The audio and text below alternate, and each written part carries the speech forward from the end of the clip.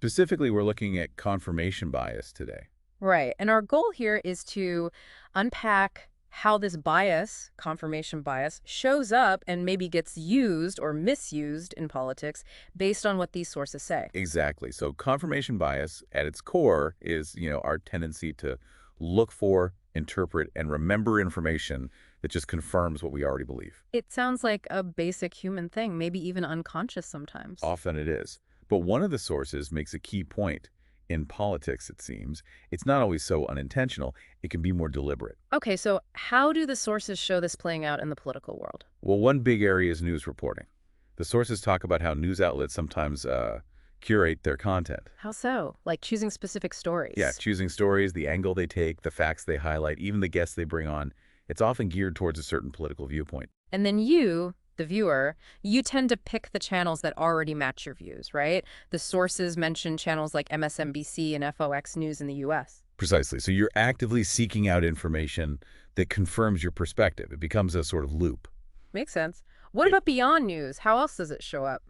Well, the sources bring up individual beliefs on really divisive topics. Yeah. Like the gun control debate is one example they use. Okay. How does confirmation bias work there? People on different sides will see the same event, maybe a shooting, and interpret the news about it in a way that just reinforces their existing position on guns. So they filter everything through that lens.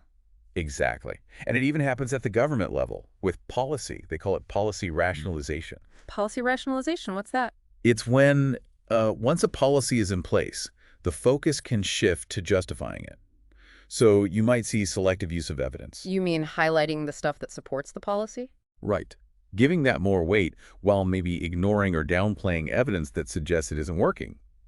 The U.S. involvement in Vietnam was mentioned as a historical example of this. Wow, okay. So putting it all together, the news we watch, our beliefs, government justification, what's the bigger impact according to these sources? The sources suggest it leads to flawed decisions, reinforces existing divides, and makes compromise harder. It contributes to what one source calls a bubble of self-confirmation bias. And algorithms online probably make that even worse, feeding us more of the same. That's part of it too, yeah. It feeds into polarization and, conflict, makes it harder to see other perspectives. So these sources really show confirmation bias isn't just some minor quirk. It's a pretty big factor in politics. Definitely a major factor in how political information flows and how we understand it. Okay, so here's something to think about then. Knowing how confirmation bias shapes our political view, how can you actively check your own information habits?